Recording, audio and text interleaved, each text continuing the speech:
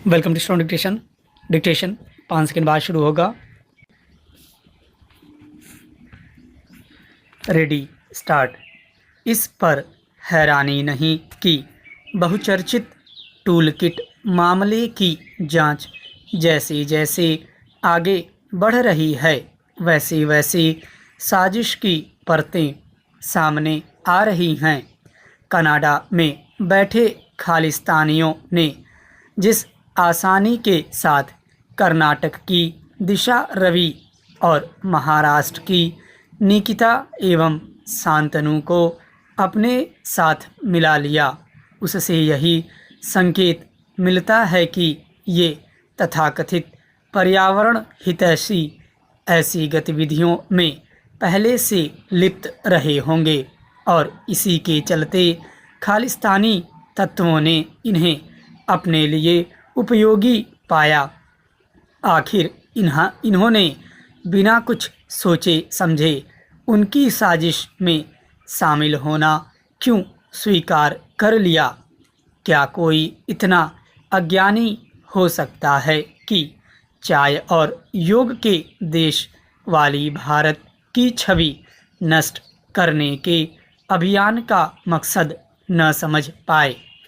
इन तीनों की खालिस्तानियों से मिली भगत ने उन तत्वों की याद दिला दी जो पर्यावरण की आड़ में देश विरोधी ताकतों के मददगार बनते रहते हैं। इसकी अनदेखी नहीं की जानी चाहिए कि कुडानकुलम में परमाणु ऊर्जा संयंत्र के खिलाफ किस तरह पर्यावरण रक्षा की आड़ में लंबे समय तक आंदोलन चलाया गया। इसी तरह के कुछ और आंदोलन अन्य परियोजनाओं के खिलाफ भी चलाए गए हैं। इनमें से कई के पीछे विदेशी संगठनों का हाथ पाया गया।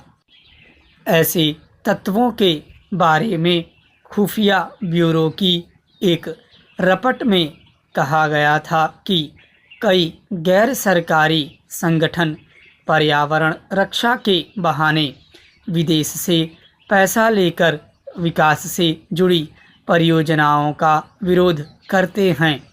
अब इसका अंदेशा बढ़ गया है कि दिशा, निकिता और शांतनु के संगठन भी इसी किस्म के हों। दिशा, निकिता और शांतनु के बारे में यह तर्क दिया जा रहा है कि इन्हें तो बस किसानों से हमदर्दी थी, लेकिन यह गले नहीं उतरता क्योंकि कृषि कानून विरोधी आंदोलन के कर्ता धर्ता तो यह चाह रहे हैं कि उन्हें बेरोक टोक पराली जलाने की सुविधा मिले।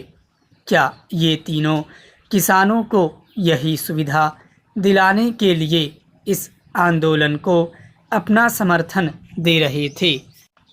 इनकी हरकतें तो यही बताती हैं कि इनका इरादा खालिस्तानी तत्वों की मदद करना और उनके इशारे पर भारत को बदनाम करने वाले अभियान को आगे बढ़ाना था।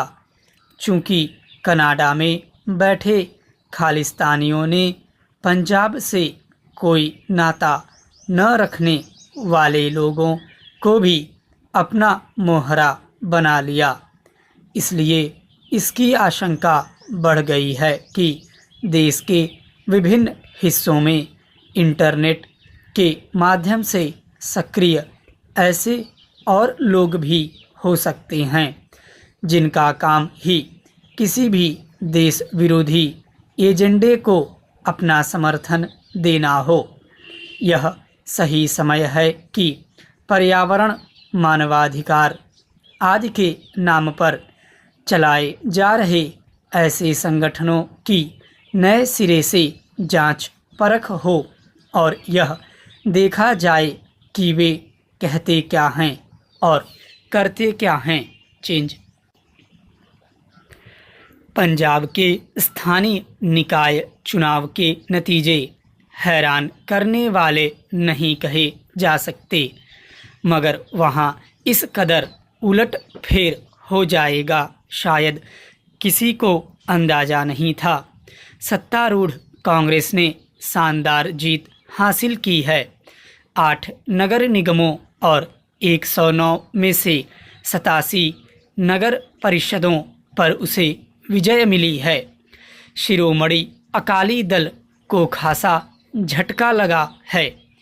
आम आदमी पार्टी तीसरे और भाजपा चौथे स्थान पर पहुंच गई हैं। कई लोग इसे भाजपा के प्रति लोगों की नाराजगी के रूप में देख रहे हैं, क्योंकि उन इलाकों में भी भाजपा की बुरी गत हुई है जहां उसके सांसद या विधायक हैं।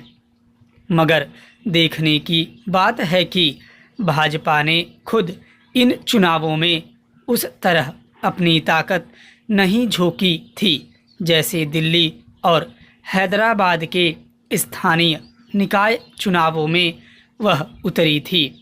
पंजाब में वैसे भी वह सियद के सहारे चुनाव मैदान में उतरती रही है। इस बार वह सहारा भी नहीं था, इसलिए इस चुनाव में सीधा संघर्ष कांग्रेस और भाजपा के नहीं बल्कि मुख्य रूप से कांग्रेस और अकाली दल के बीच था। इसके पहले अकाली दल का ही स्थानीय निकायों पर कब्जा था।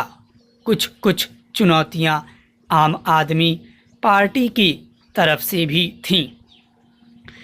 ये चुनाव ऐसे समय में हुए जब देश में नए कृषि कानूनों के विरोध में आंदोलन चल रहे हैं और उसकी सबसे अधिक सरगर्मी पंजाब में देखी जा रही है। उसका असर इन चुनावों पर पड़ना स्वाभाविक था। चुनावों में लोग पार्टियों का मूल्यांकन उनके कामकाज के आधार पर करते हैं, उसी के अनुसार मतदान करते हैं। प्रायः जिन क्षेत्रों के चुनाव होते हैं लोग उन्हीं में उनके कामकाज पर ध्यान केंद्रित करते हैं। मसलन स्थानीय चुनावों में मुख्य रूप से स्थानीय मसले महत्वपूर्ण होते हैं। बेशक पार्टियों की पहचान में उनके प्रदेश या केंद्र के स्तर पर प्रदर्शन भी कुछ मददगार होते हैं, पर वे बहुत प्रभावकारी साबित नहीं होते। पंजाब के स्थानीय निकायों में भी पहले के पार्षदों, मेयरों आदि के कामकाज आचरण अधिक निर्णायक साबित हुए। निस्संदेह वहाँ के लोगों में शियद को लेकर निराशा है, मगर आम आदमी पार्टी पर भी लोगों ने भरोसा नहीं किया, तो यह अर्थ जरूर लगाया जा सकता है कि कांग्रेस से वहाँ के लोगों का मोहभंग नहीं हुआ है। यह कांग्रेस के लिए स्वाभाविक ही उत्साहजनक बात है। मगर पंजाब निकायों चुनावों का मिजाज सामान्य चुनावों से कुछ अलग था। जीत हार तो हर चुनाव में होती है, लेकिन इस चुनाव से कुछ गहरे संकेत उभरते दिखे। पिछले कुछ सालों से जिस तरह मतदाता जाति, धर्म आदि से प्रभावित होकर मतदान करते देखा जाने लगा है, उसमें यह चुनाव एक परिवर्तन का भी पैगाम लेकर आया था। वास्तव में मतदाता अपने मताधिकार का इस्तेमाल हथियार के रूप में करता देखा गया। लोगों ने न सिर्फ अपने वोटों से नकारा, बल्कि चुनाव प्रचार के समय कई प्रत्याशियों पर उनकी प्रकट नाराजगी भी देखने को मिली। कई लोग उन्हें प्रचार अभियान से वापस लौटने को कहते देखे गए। हालांकि मतदान के सामने भी विकल्प नहीं है। उसे बदल बदल कर उन्हीं कुछ पार्टियों में से किसी एक प्रत्याशी पर भरोसा जताना और फिर निराश होना पड़ता है। मगर लोग अगर सचमुच जाति धर्म के दायरे से बाहर निकल कर प्रत्याशियों और प्रतिनिधियों से रूबरू सवाल करना शुरू कर दें तो लोकतंत्र को मजबूती मिलने की उम्मीद जगती है।